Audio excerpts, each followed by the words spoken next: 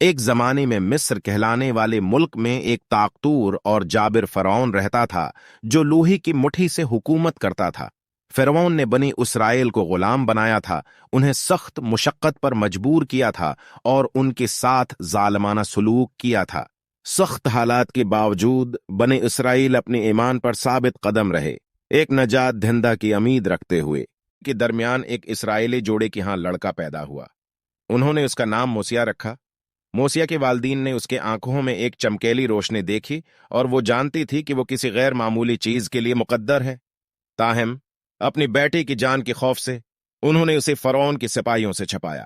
موسیٰ کی والدہ نے الہی الہام سے رہنمائی حاصل کرتے ہوئے اسے ایک چھوٹی ٹوکری میں رکھنے کا فیصلہ کیا اور اسے دریائے نیل کی طاقتور کناری پر بٹھانے کا فیصلہ کیا اور دعا کی کہ اسے تحفظ اور تحفظ ملی۔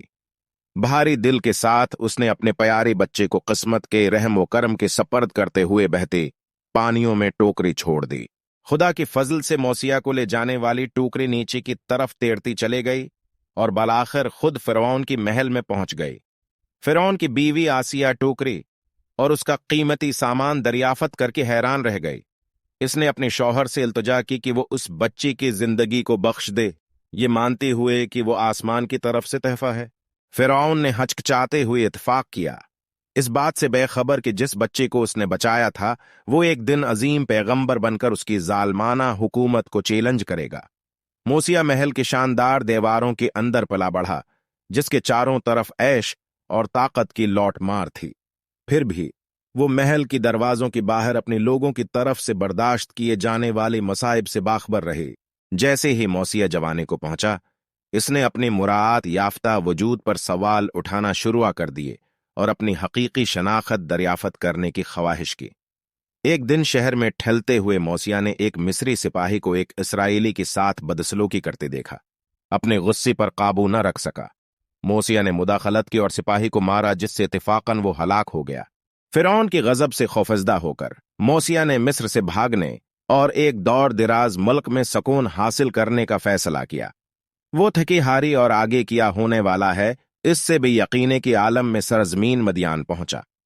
یہیں پر اس کا سامنا عورتوں کی ایک گروپ سے ہوا جو اپنی ریوڑ کے لیے پانے بھرنے کے لیے جدوجہد کر رہی تھی، جس سے بدتمیز چرواہوں کی طرف سے ہراساں کیا جاتا تھا۔ موسیٰ انصاف کی اپنی فطری احساس سے متاثر خواتین کی مدد کے لیے آئے اور ان کی جانوروں کو پانی پلانے میں مدد کی۔ اس کی مدد کے لیے شکرگزار خواتین نے اسے اپنے والد سے ملوایا، جو کہ شعیب نامی ایک عقلمند اور نیک آدمی تھا۔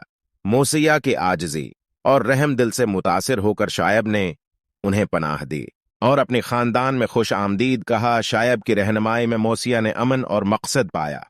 وہ چرواہی کے طور پر کام کرتا تھا، ریوڑ کی دیکھ بھال کرتا تھا اور وسیع کہلی مناظر میں سکون تلاش کرتا تھا۔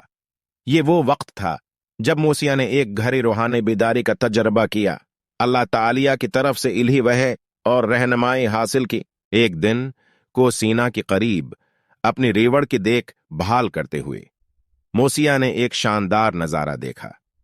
ایک جھاڑی میں آگ لگ گئی، لیکن آگ کے شالوں سے نہ بھڑک اٹھی۔ موسیٰ حیران ہو کر جلتے ہوئی جھاڑی کے قریب پہنچی اور وہاں سے اللہ کی آواز سنی۔ یہ گہرے الہام کا لمحہ تھا، جیسا کہ اللہ تعالیٰ نے خود موسیٰ پر وحی کی اور انہیں بنی اسرائیل کو فرعون کی ظلم سے نجات دلانے کی ذمہ داری سونپی۔